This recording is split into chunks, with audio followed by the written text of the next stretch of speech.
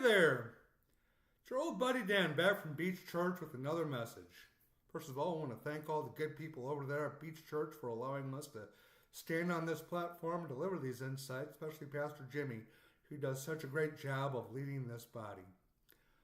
Well, today we're in Jeremiah chapters 40 through 42.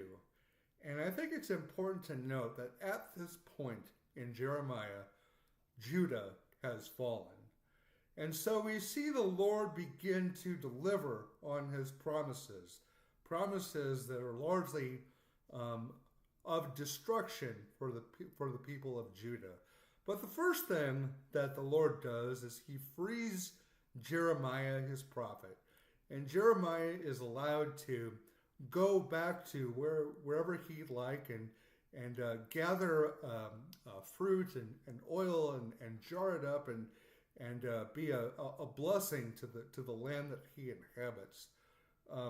I can only imagine what other promises the Lord is going to keep here, and I don't imagine they're all good. Well, initially there is a remnant that is freed along with Jeremiah to a ruler, so to speak, called Gedaliah. And there is a plot to kill him led by a Babylonian named Ishmael. And I think it's important to note that God uses a man named Ishmael to carry out Gedaliah's fate. Ishmael, if you recall, was Abraham's first son by Hagar, who was Sarah's handmaiden. And it was prophesied of the original Ishmael that he would be a wild donkey of a man. Notably, he is known to many as the father of the Arabs, and he is a key figure to Muslims who use him to trace their roots back to Abraham, who is known as the father of the faiths. So the Ishmael that we find here also seems to be a wild donkey of a man. And he does succeed in taking down Gedaliah. And he actually tries to carry out his efforts to eliminate the rest of the people here, along with anybody who stands with them. But eventually his efforts are thwarted by the people who oppose him, and he has to escape into the countryside, just as the original Ishmael was banished to the countryside. The interesting thing here is that at this point, those left in Judah, having initially been brought astray by a set of false prophets, finally, they turned to Jeremiah and they said, "Will you go to your God? And will you tell us what he says we should do?" Now, if their hearts were in the right place, this would be a real turning point for them, as we shall see.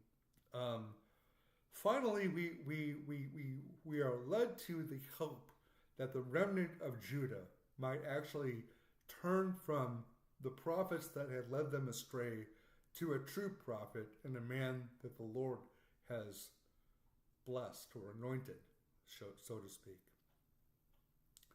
When they approach him, they insist that they will do whatever he tells them. No matter how uncomfortable it might be, they say, "We are going to do just as you say." Well, it is going to be an uncomfortable time because the Lord is going to make them wait 10 long days before he even gives them an answer. That waiting had to be an eternity for all those people in Judah who didn't know what to do with themselves.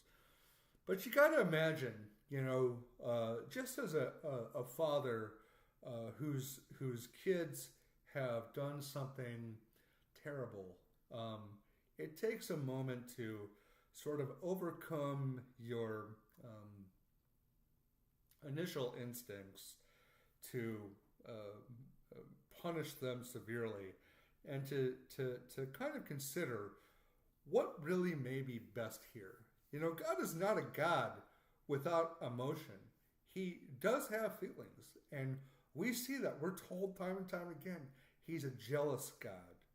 We're told time and time again that He cares for us, that He mourns for us, just like He did earlier in this book.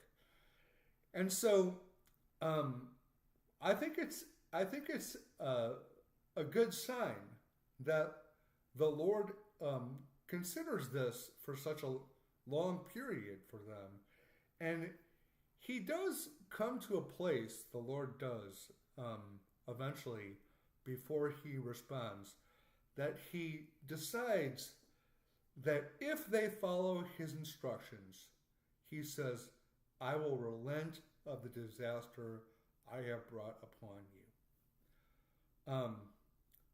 What an incredible turnaround that this would have been for the people of Judah had they listened.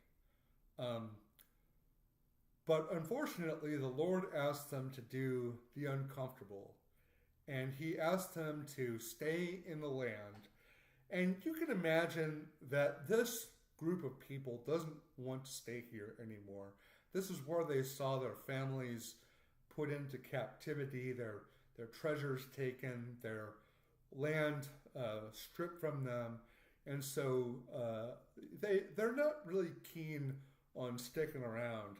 But the Lord does ask them to do that. And He says that if they will do that, He will bless them. Unfortunately, though, these people are not going to listen. Jeremiah tells them, if you go to Egypt as you'd prefer, you will be followed by sword, famine, and plague.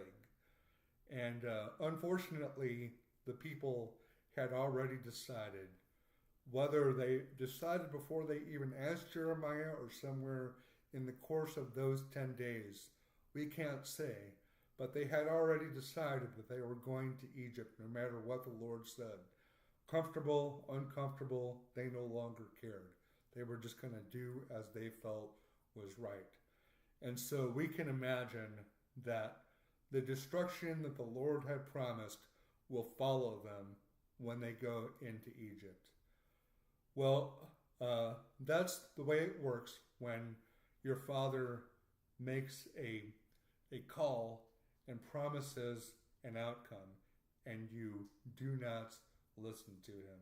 At least that's what happens with our Father who art in heaven. So anyway, that's all I have for today. I know this wasn't the most uplifting message, but sometimes it's like that, you know. I wish you the best. I hope that God blesses you in the coming days, and I will be back to you next.